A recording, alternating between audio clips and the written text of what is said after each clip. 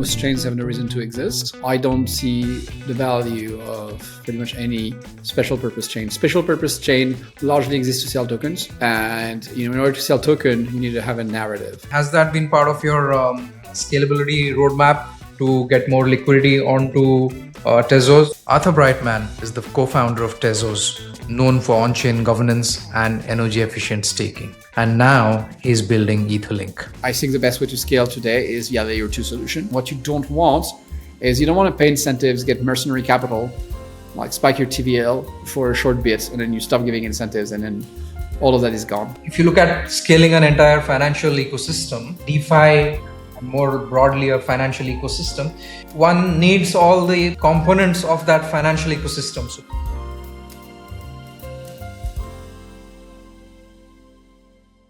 So Arthur, you've obviously been an OG in the space. I should say Tezos has been one of the alt blockchains very early as the sort of ecosystem evolved. Can you share a little bit more about yourself and the founding story of Tezos? Oh, sure. About myself. So I was born and raised in France, moved to the US in my early childhood. In my early 20s. And I worked for about a decade in quant finance, worked a bit in robotics as well. I've been living in London for the past 6 years. And so historically, my interests have been around computer science, statistics, machine learning, distributed systems, cryptography, all of this good stuff. And so when Bitcoin came out, it was really at the intersection of many of my areas of interest. Again, distributed system, cryptography, computer science. There's also political projects around cryptocurrency that I subscribe to, generally speaking, like empowering people more, giving more power to individuals. I caught the bug very early on. I got really interested, started working on Tezos in 2014, and I've been working on it ever since. Okay, and you and your partner are co-founders of Tezos. Yeah. My wife joined me on the project in 2016, and is a co-founder of the project. Okay, all right. So how let's get into that interesting sort of dynamic first. So how has that been going? My wife Rashma and I were also co-founders at my first startup, which is a consumer food startup, and I can tell you, the sort of spectrum of things that one has to deal with on both ends was quite challenging, and everything goes into the your work and the dynamics of that, and so it's quite can get quite challenging. So how's it going for you guys? Well, there are pros and cons to this, and I guess it's been more in the background for the past 4 years. But initially, it's been. I think a lot of the positive is knowing that you can trust your co-founder. So having this trust, and there's a lot of co-founder disputes that you see happen in startups, which causes issues, and so you are sheltered from this to a large extent. The other person very well, so you can have very easy communication. You have good access, and the other person's working in the same direction. So that is extremely helpful. On the more difficult side is that, of course, you also bring your personal life into it. As a result, it can also cannibalize your personal time. And so you need to be careful setting boundaries to make it work. But overall, I think starting businesses and working with people that you're close to is, generally speaking, a good thing. Yeah, no, I couldn't agree with you more, and I think you put it rightly. It's about the trust, and at the same time, managing conflict becomes a bit sort of easier in some sense because you've got a deeper understanding. Yeah, Arthur, why, how? I mean, obviously, since you found Tezos, and now it's sort of chalk and cheese in terms of the ecosystem, the number of blockchains, the thesis narrative around singular monolithic general purpose chains to a whole world of multi-purpose chains. So where does Tezos fit in? When you founded Tezos, what was sort of the vision for that, and how has that evolved over a period of time? I'm asking multiple questions. How has that evolved over a period of time? How does it fit in today into the whole narrative of the multi-chain ecosystem that's evolving with kind of general consensus around some big general purpose chains and more use case specific chains that will probably exist in the hundreds and thousands. Can you go into that in depth? Sure. I don't think my position on this has changed that much. Most chains have no reason to exist. I think general purpose chains do. I don't see the value of pretty much any special purpose chain. Special purpose chain largely exists to sell tokens. And in order to sell token, you need to have a narrative. And today, if your narrative is going to be, I'm going to be a general purpose chain, it's very hard because people look at you and say, oh, but look, like Ethereum is a big general purpose chain. Solana is a big general purpose chain. How will you stand out? And then you say, oh, no, I'm not a general purpose chain. I'm only going to do X. And you're like, well, it's like, and does focusing on X mean your technology is going to be better? Oh, no. It will be the same technology. And so really what they're selling you is not really a blockchain. They're selling you a package that includes, some sort of business development company around it. And they say like, look, there's going to be a chain, and then we're going to develop this business around it, and we're going to focus on this. But really, there's no, it's not really the case that there are use cases that would direct the technical structure of the chain. It's not like, you know what we're missing? We're missing a blockchain for tracking video IP because of video models. I'm going to build a blockchain for tracking video IP, and it's going to be a layer 1. No, you don't need that. Like, first of all, I'm not sure the use case makes any sense, but like, even if it did, it certainly doesn't make sense to build a whole L1 chain with its consensus for this. It's nonsense. People do it to sell token. Here's another funny one. So if you look at the Avalanche world, beautiful consensus, and like Gun was an advisor to Tezos early on. This is all great. However, their whole thing is, everyone's going to have an L1. Okay, it's like, and that's because of the way that they scale. It's hard for them to scale in a different way. It's very similar, I would say, to the Tezos that they have in Cosmos, and you don't really get this shared security. It doesn't really scale in terms of shared security. So basically, it's like, but that's what you do. It's like you have a limitation and you turn it into a strength. So it's like, you don't have shared security. So like, okay, everyone's an L1. In the same way that back in 2021, when Ethereum fees got really high, they were like, Ethereum is a blockchain that people want to pay for. You turn your weakness into a marketing point. So where am I going with this? So I talked to some projects and they're like, oh, but it's great because if you launch your token as an L1, then you have a use case, which is staking it to secure the network. And I'm like, that is not a use case, that is a cost. Right? If your token needs to have inflation to pay validators, that is not a plus. It's like, oh, but there's something to do with it. Yeah, but like, no, that's a cost. That's a cost center. Yes, you could have cost. That does not create, it creates demand insofar as people want to validate the chain, but like it doesn't create terminal demand. Someone needs to need the token for something. So yeah, there's all this narrative that people create around L1s, but most of them, most of the time it makes no sense to have dedicated technology for this. So Tezos remains committed to a general purpose. Not only do most chains make no sense, most tokens make no sense. So the vast majority of protocols can and should work without a token, but they do tokens because they see it as a way to raise money, and they see it as it's a form of pseudo equity in some cases. But the value capture is difficult. Even probably some of the better sought out tokens, like say the Uniswap token, you might say, okay, so people will trade. There's some fees. A fee accrued to the token. There's like a pretty straightforward mechanism. Except that today, apparently, I've read, and I don't know if it's true. You shouldn't believe everything you read on the internet. What I've read is that most of the revenues for Uniswap actually accrue to the company through the front end. And it makes sense because the front end owns the distribution, right? So the distribution is very proprietary. That's the brand. That's what people type in their web browser.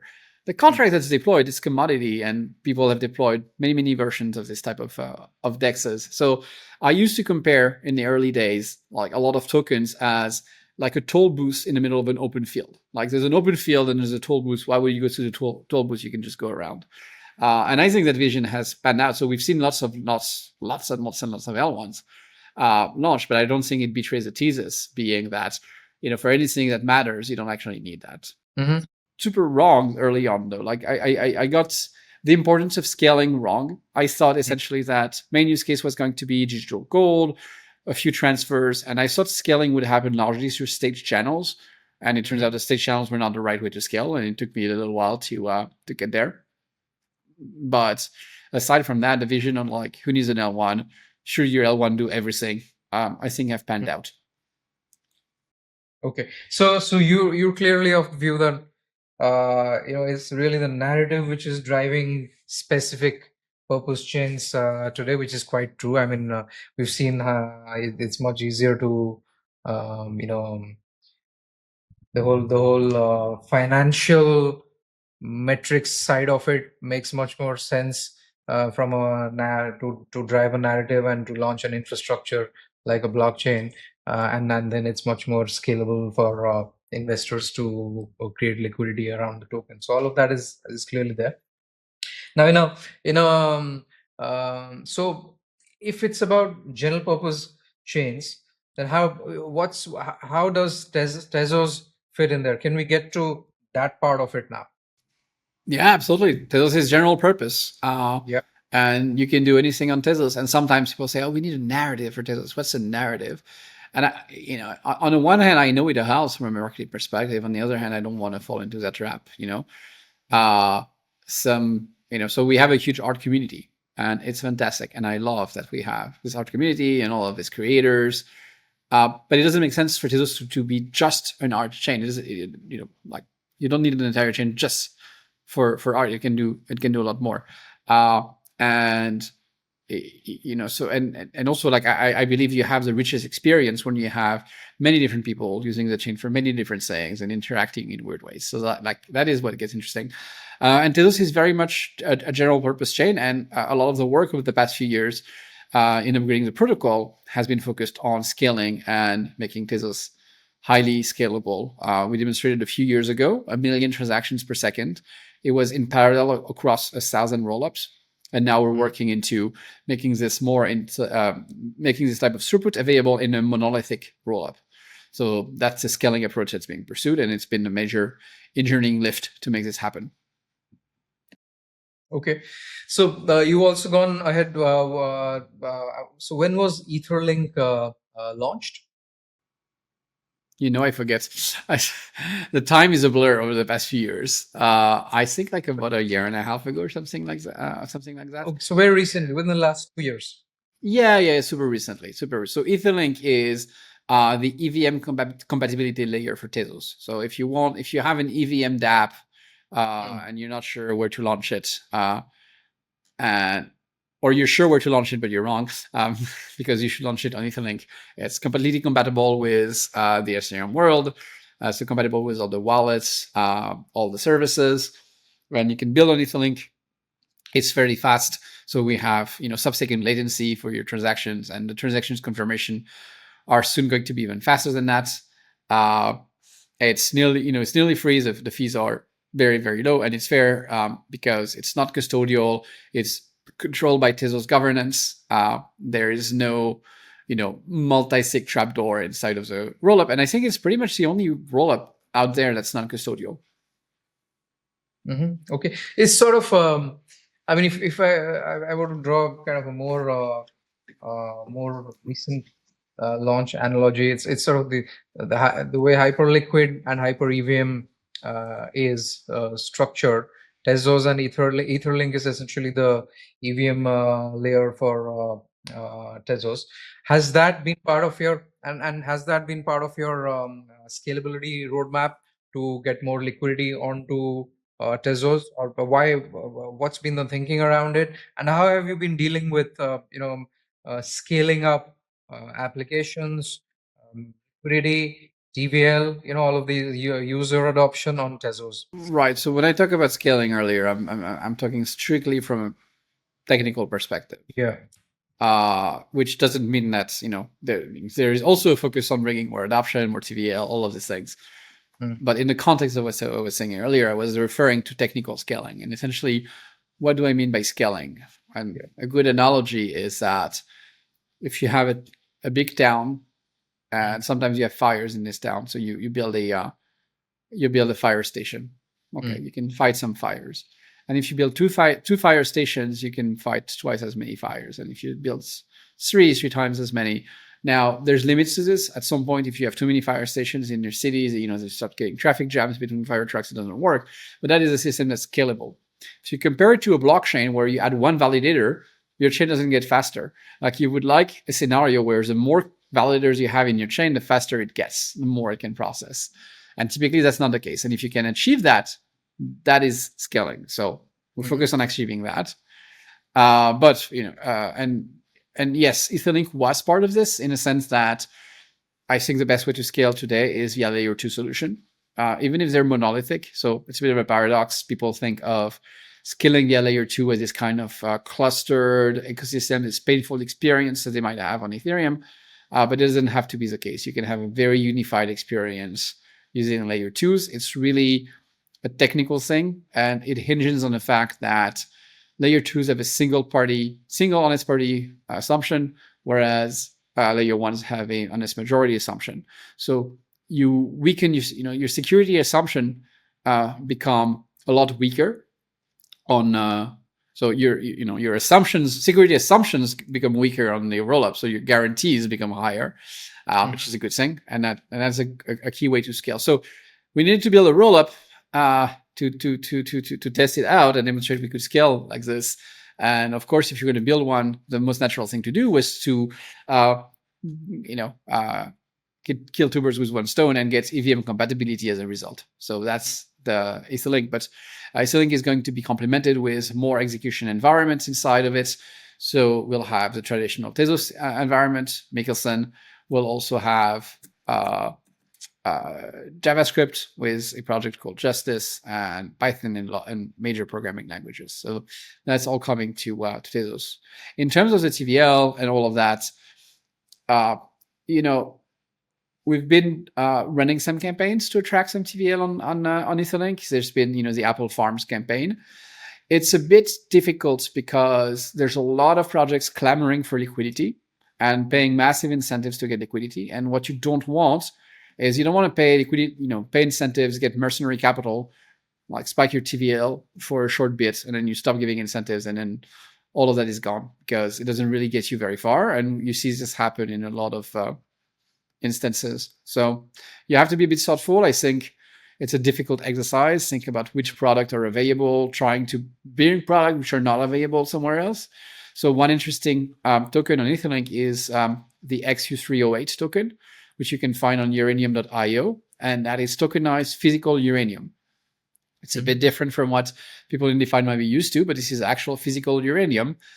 And yes, you're not going to. It's not going to make you a millionaire by Sunday if you buy uranium, because it's not a degen play. But I think it's a very interesting play given the rise of nuclear power recently. So there's some initiatives to bring more DeFi activity to Etherlink and to Tezos in general, but we're trying to do it in a thoughtful way and in a way that's sustainable and that can actually bring lasting interest in the products. Right. No, I think you're absolutely right about Mercenary capital driving a lot of projects and protocols.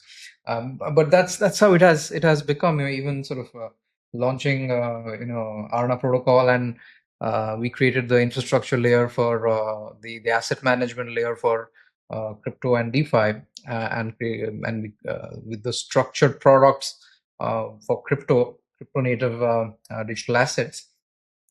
And suddenly, while scaling organically, there's this immense pressure to kind of get LP capital on board, bootstrap the whole thing fast, so it attracts more users to come in. So it's like a sort of chicken and egg the situation, which is kind of the whole ecosystem has become like that. So it's almost every project protocol, brings in mercenary or LP capital to bootstrap. So it's interesting that for a sort of very established chain from multiple years, which has been there, you sort of have to deal with similar sort of challenges when you look at scaling TVL or user adoption as well. But having said that, Arthur, it's kind of part and parcel of the whole ecosystem in many ways.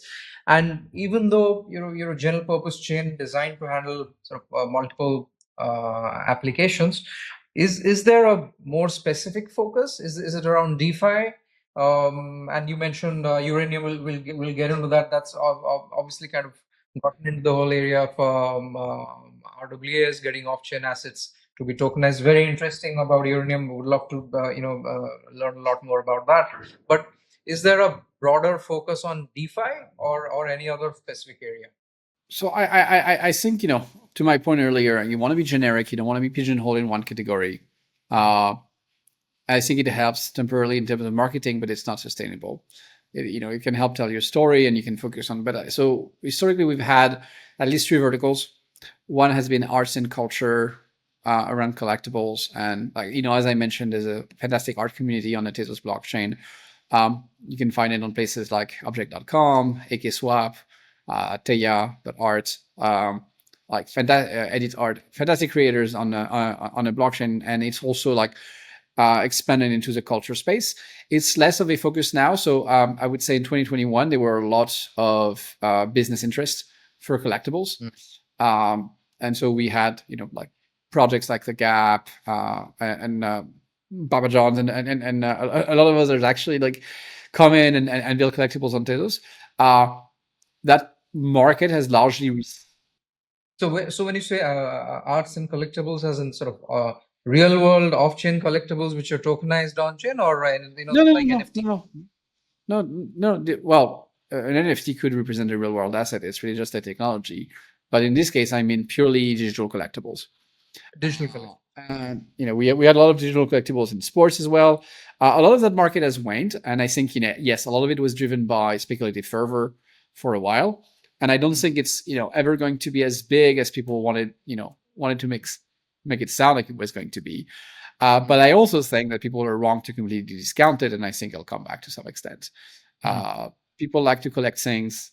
Our lives are more and more digital.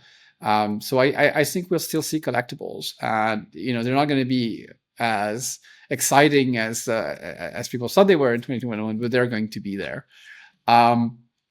What else we have? So we have gaming. I still strongly believe in the promise of using blockchains for in-game economies. It actually solves a real problem. We have a AAA game called Reaper Actual, who's launching on Tezos. They're actually having a sale of their foundation packs today, I believe. Or is it tomorrow? I don't know. I think it's either today or tomorrow, and it depends on the time zone. You're in Singapore, so might be tomorrow for you. Let's see. Gaming's online gaming, Web3 gaming is of a high interest. I don't believe too much in play to earn model, because fundamentally it's like, who's paying? It's like you can earn something if you're making the game more fun, which is possible. There are games take a game like poker. If you remove money from poker, it's not fun. So you can earn money playing poker, and in doing so, you're creating a challenge for the opponents, and you're making it more fun. So it's totally possible to have a money component that adds to the fun. It's also possible to reward creators in game. But the idea that somehow it's like, oh, all these people are going to do this menial task, and then they're going to earn money from the other players not to have to do it. It's like, if that were the case, why do you even have the menial tax in the first place, right? It's just creating it was just an attempt to create a pyramid scheme. So, if you look at the Axie Infinities and such of the world. Okay, and then the third category is finance, not just DeFi. I think we should abandon actually the concept of DeFi and just call it finance, right? In the same way that we don't refer to cars as horseless carriages. the decentralization bit will just become implicit.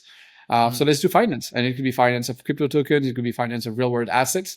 There's lots of, with some primitives living on chain, some primitives living off chain, just a general fusion of what's available. So those are three big verticals. They're not the only thing that we're looking at. We're looking at identity as well. There's been a project with the California DMV around this, and there's always a operating thing. But in terms of the core directions, they have been strongly around those axes. But again, it's general. I'm afraid. I say like, oh, a core directions are on this, and then someone says like, oh no, I wanted to do supply chain, but it's not one of the core direction. Well, still come to Tezos. It's a great blockchain. We'll help you out. But in terms of where I see the most growth is in those areas. Yes. So essentially, so when if you look at scaling an entire financial ecosystem, a DeFi, more broadly a financial ecosystem, one needs all the components of that financial ecosystem. So be it DEXs, like the Uniswaps, be it lending borrowing markets, be it like Aave, for example, so and be it yield markets. So all of those need to be in place. How do you look at it from Tezos perspective now? Are you looking at, have you been working on bringing on the large protocols onto Tezos as well, or is it natively developing as well? Yeah, no, if you look at Tezos Etherlink, for example, you will find a deployment of Uniswap, which is accessible via the Oku frontend. You will find a deployment of Cursor. You will find, I think, a deployment of Gearbox. So there's a lot of these protocols like that people have come to expect that are there's a recognized fork, I think, of Aave called Superland. So you have these primitives, and then you have also new ones which are being built by builders in the ecosystems, which are taking their own directions. So you have a mix of some of the standard things, and it's also, you can access Etherlink DeFi via KyberSwap. You can access it via Jumper. So yeah, it has this integration that you've come to expect. And I would say there's two aspects. Part of it is DeFi in terms of innovation, and you want to have innovative DeFi products, and then this kind of like you say, the core infrastructure, saying like, hey, if I want to have a token on Etherlink, is it going to be supported by this infrastructure around lending, borrowing, trading? Yeah, and the answer is essentially yes. Right. Okay. Let's dive into Uranium. Sounds very exciting. What's the thinking behind that? So the thinking is like, it's an interesting asset. So first of all, what is it? It's a commodity. Most cryptocurrencies are commodities. But it has to do with technology. It's a commodity. It's a technologically flavored commodity, which is exactly what cryptocurrencies are. It's like a commodity that enables technology. That's exactly. So, there's already like a point of intersection with cryptocurrencies. That's number one. And number two, so, it is of potential interest to people who are interested in cryptocurrencies. I also think there's like a bit of an overlap with the alternative asset investment community and cryptocurrencies, with a commodity, community. Like, if you look at the people who got crypto early on in traditional finance, it wasn't the equity people, because the equity people were like, where's the discounted cash flow? It was the commodity people. The commodity people got it. The commodity people who traded gold and all of that, they saw this and they understood it. So, you tap into the commodity alternative investment people who got into crypto. There's a bit of like an impedance match. Second, it's a hugely important commodity. Everyone's building nuclears. It's like, the capex right now in AI data center is gigantic, and it's not clear what's going to power it all. So people are building nuclear power plants all over the world. They're also building solar farms, of course. They're building batteries, but nuclear is going to be a big part of the equation, and that is hugely important for uranium. So number two, it's very much in the news. Like, it's a really important commodity. Number three, the only place where you can globally trade in small amounts physical uranium on Earth is uranium.io, which will connect you to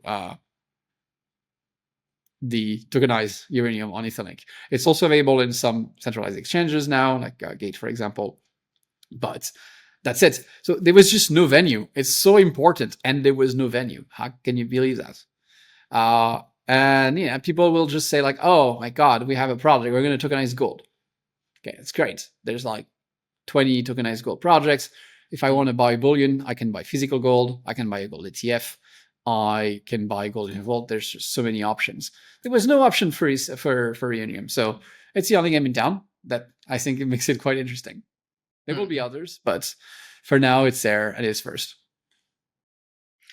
So, and there are actual uranium. So, uranium.io is a platform that is sort of created by Tezos, or is separate? Just can you just So Tezos is a blockchain. So Tezos doesn't have the ability to create platforms or anything like that. It's just a blockchain. There's no Tezos organization.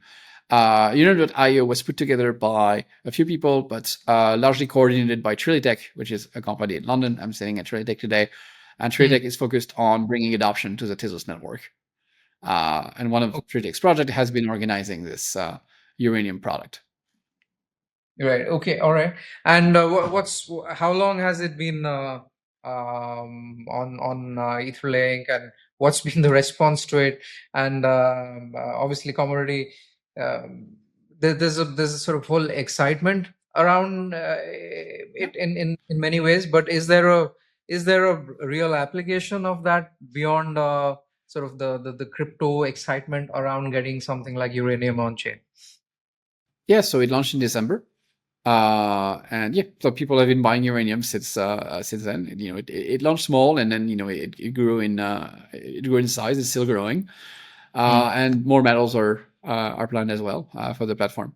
But the excitement is like you have a venue where you can actually trade physical spot uranium in small amounts.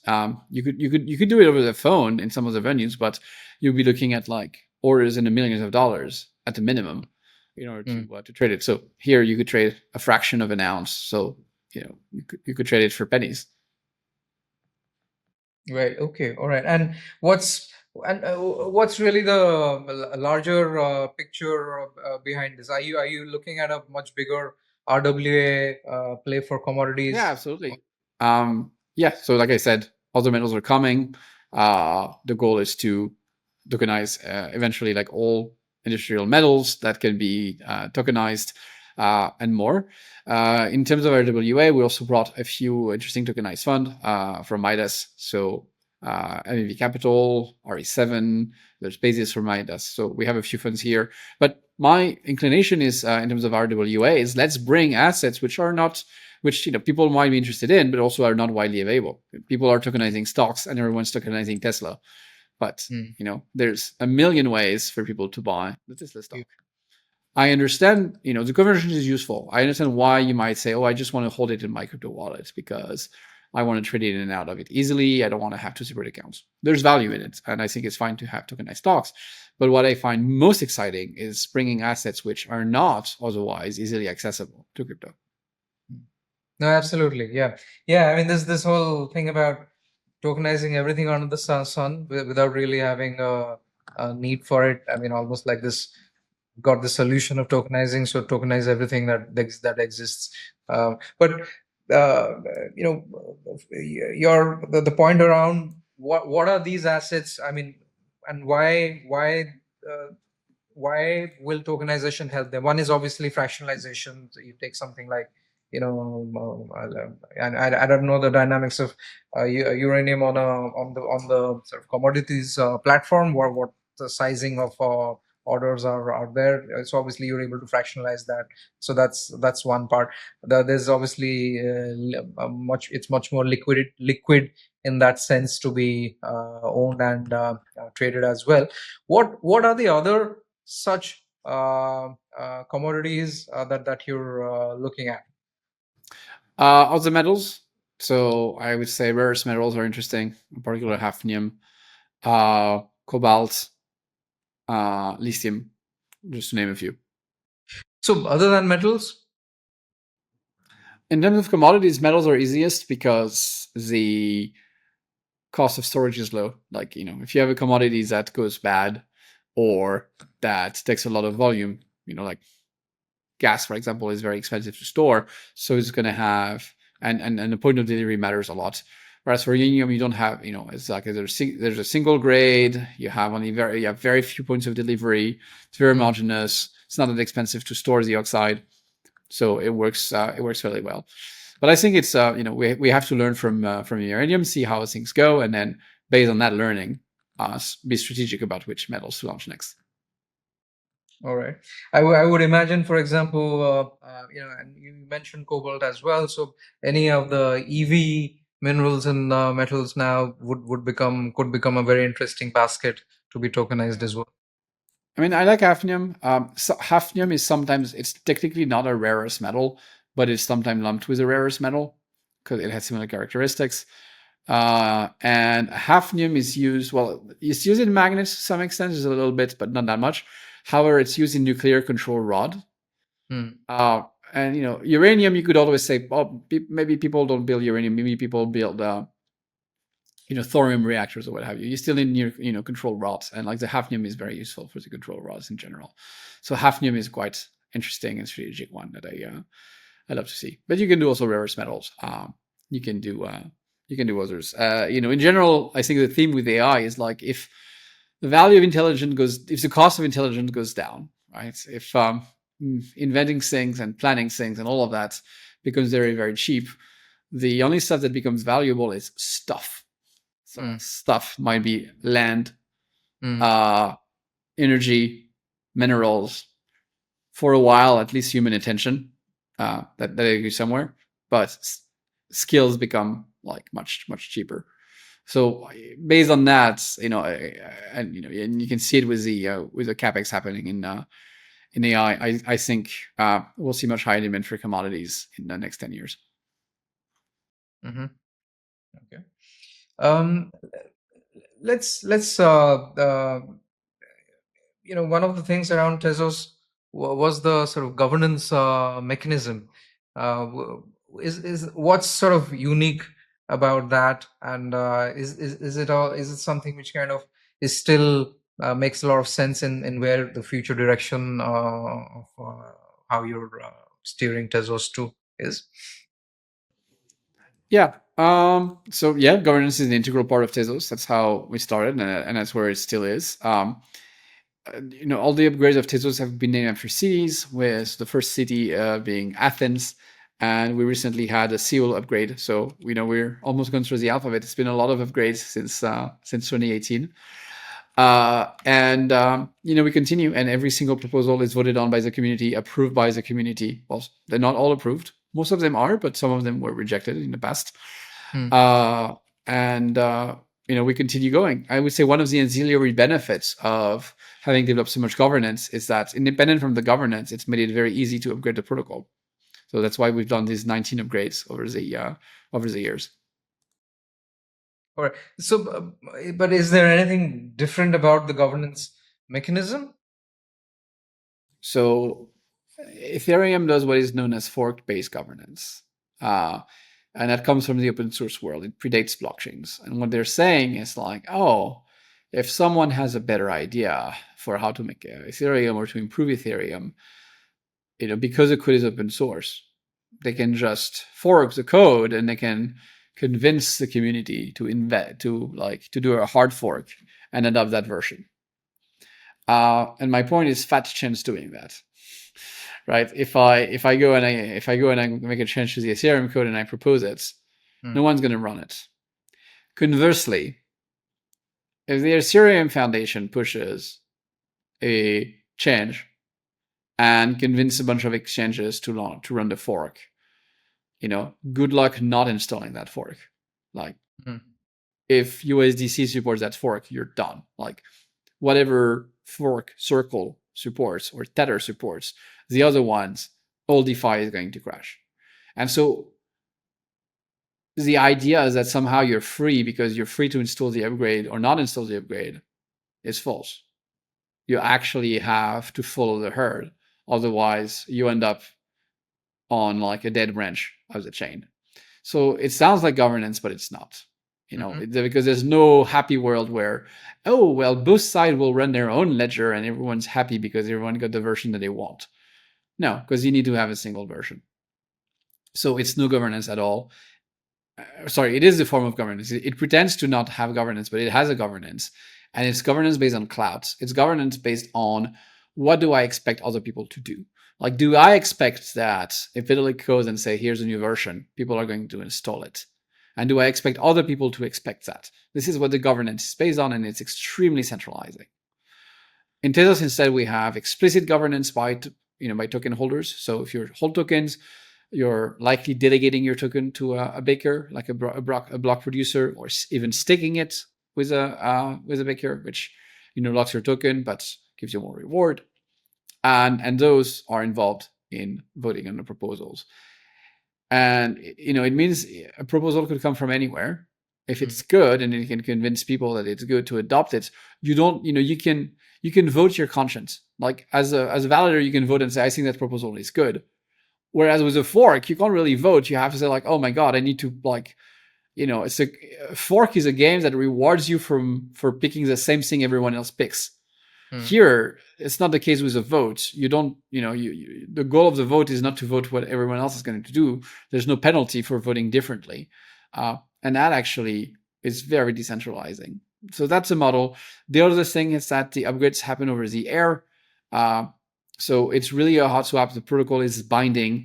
It's not like we make a vote and then like, oh, based on the vote, we see that we're in favor. Let's all hard fork to the new version. No, the protocol cannot upgrade.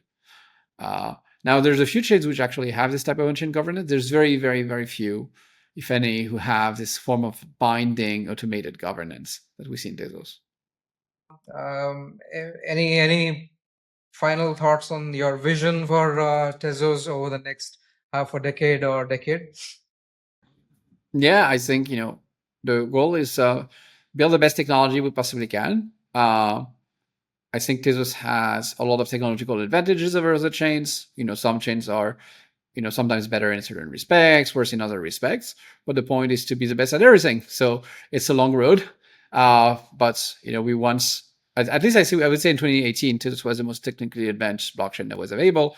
I would like this to be the case again. It takes a bit of work, but I think we can get there, and we've definitely more than halfway there in terms of the work that's happened on Tezos X.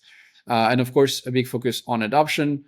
So the way I like to think about it is scaling without compromise. So we want to scale, but without decentralizing, without losing security for applications that matter. And I think that's also an important part, like building things that matter, having art, not, pump enough PFP collection, having being able to trade uranium as opposed to having 20 DeFi tokens that you trade 20 other DeFi tokens. Having real games where you can actually own a piece of your game and the game is fun, as opposed to a gambling scheme disguised as a game. So yeah, scaling without compromise for applications that matter. If you want a thesis for Tezos or a narrative, I think that should be it. All right, and perhaps today is the day to also perhaps mention that maybe also have a prediction market on operating on Tezos as well. Yeah, there's one. It's really new, but it's 50/50.fi. Love prediction markets. I was active, in political betting. I have been at least for nearly 20 years. It's always fun. I'm glad that they're having a moment at this instance. Yeah, as somebody, I came by somebody saying that one thing crypto's done really well is rebranding betting into prediction markets. But yeah, it's phenomenal. Just yesterday, seeing the poly market has been invested by ICE. So yeah, prediction markets clearly having a big moment as such. All right, thank you, Arthur. Great having you on Alpha and Hash.